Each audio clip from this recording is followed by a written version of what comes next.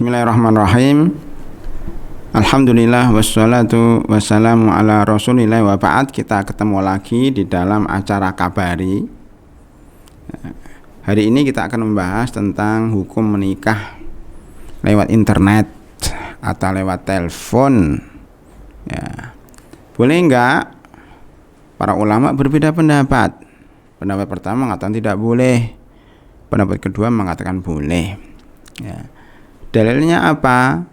Hadis yang menunjukkan bahwa Bilal itu kalau azan, yaitu azan pertama, fakulu washrobu. Jika Anda mendengar azan Bilal, maka makan dan minumlah. Maksudnya boleh makan karena itu azan untuk sahur.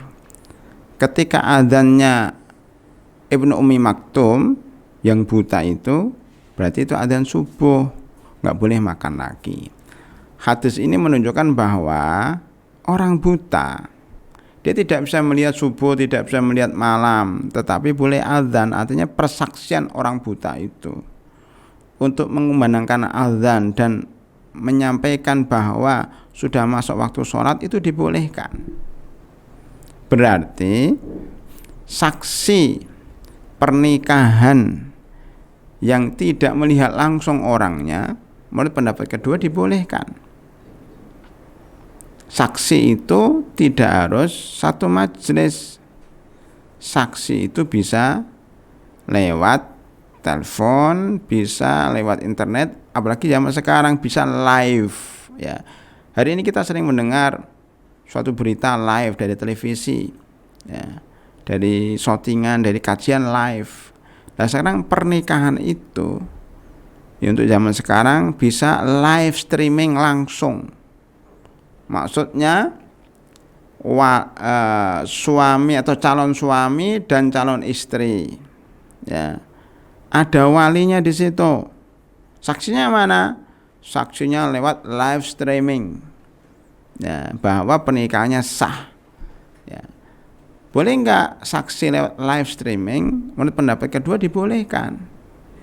Sebagaimana jual beli lewat internet, jual beli lewat telepon, jual beli lewat media sosial dibolehkan, ya. Karena majelis menurut sebagian ulama tidak harus satu tempat. Majelis itu dipahami lebih daripada itu, yaitu berkumpulnya satu orang atau lebih, dua orang atau lebih dalam satu waktu, ya. Walaupun beda tempat, selama masih bisa ditonton secara langsung, itu dianggap satu majelis. Ya. Maka kita bisa bermajelis kepada para ulama ketika mengisi pengajian dari jauh karena live streaming. Ya.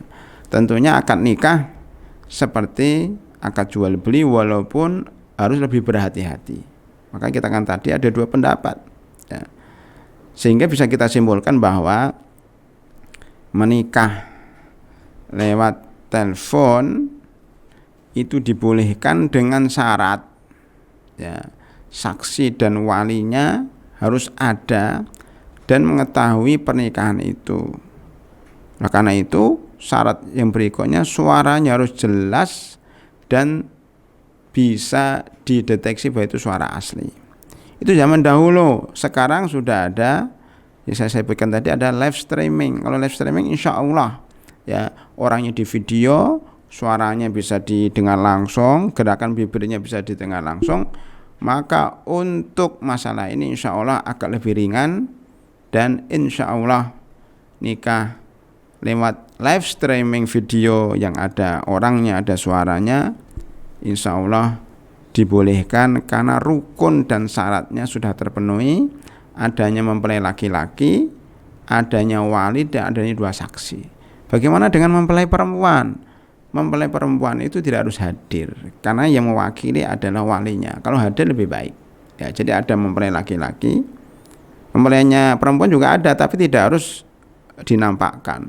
Kemudian adanya wali dari perempuan, kemudian adanya dua saksi, ya, tentunya lebih banyak lebih baik, dan itu bisa dilakukan melalui live streaming.